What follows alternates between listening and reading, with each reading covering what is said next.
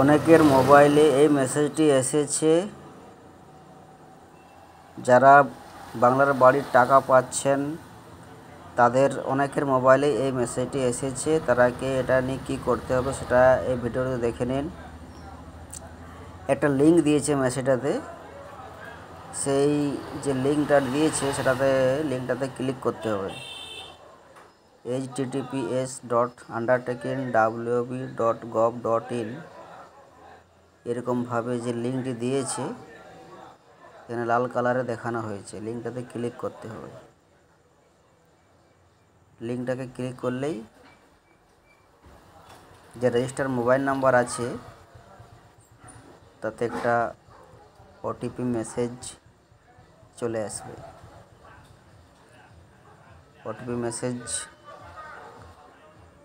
সঠিকভাবে দিতে হবে, আর অবশ্যই আধার কার্ডের সাথে মোবাইল নাম্বার লিঙ্ক থাকতে হবে। এখানে দেখুন ওটিপির ঘর চলে এসছে। ওটিপি সঠিকভাবে সাবমিট করতে হবে এবং সেটাকে ভেরিফাই করতে হবে।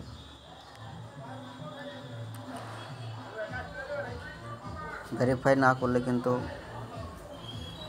ফর্মটি সাকসেসফুলি সাবমিট হবে না। ভেরিফাই করার পর এরকমটা লেখা দেবে, সেলফ ডিক্লারেশন প্রতি সমষ্টি উন্নয়ন আধিকারিক, রায়পুর ব্লক, বাঁকুড়া জেলা, স্যার ম্যাডাম, এভাবে একটা লেখা দেবে। পুরোটি সম্পূর্ণভাবে পড়ে নেবে। এখানে ব্যাংকের অ্যাকাউন্টের বিবরণ থাকবে, ব্যাংকের নাম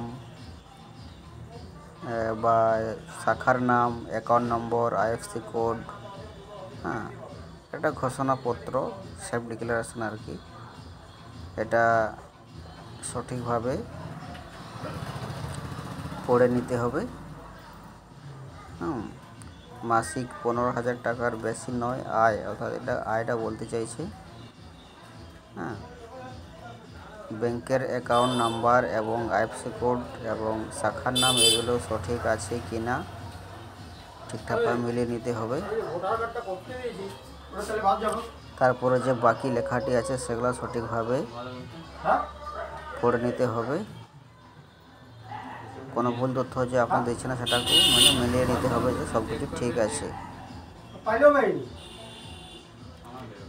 তারপরে আধার দ্বারা ভেরিফাই করতে হবে, অর্থাৎ টিক চিহ্ন দিয়ে এখানে যে আধার ওটিপি অপশানটি রয়েছে এখানে ক্লিক করলে আধার নাম্বার দিতে বলবে। আধার নাম্বার দিয়ে একটা ওটিপি আসবে।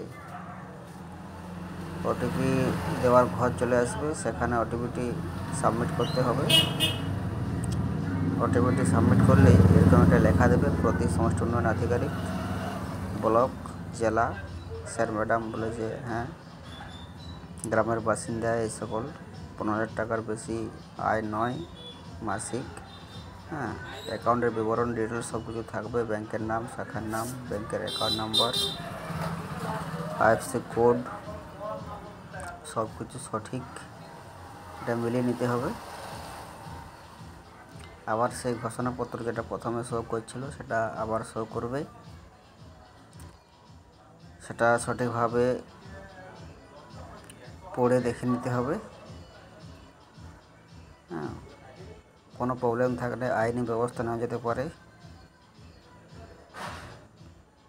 অবশ্য সব কিছু মিলিয়ে দেখে নেওয়া ভালো। সব কিছু মিলিয়ে নেওয়ার পর লাস্টে একটা লেখা থাকবে যে স্ট্যাটাস অ্যাকসেপ্টেড, তাহলে জানবে যে সব কিছু সঠিক হয়েছে, সাকসেসফুলি সাবমিট হয়েছে। আর UDIN একটা নাম্বার থাকবে, একটা সিরিয়াল নাম্বার থাকবে। এটা ফর্ম ফিলআপটা সম্পূর্ণ হলো। ওকে।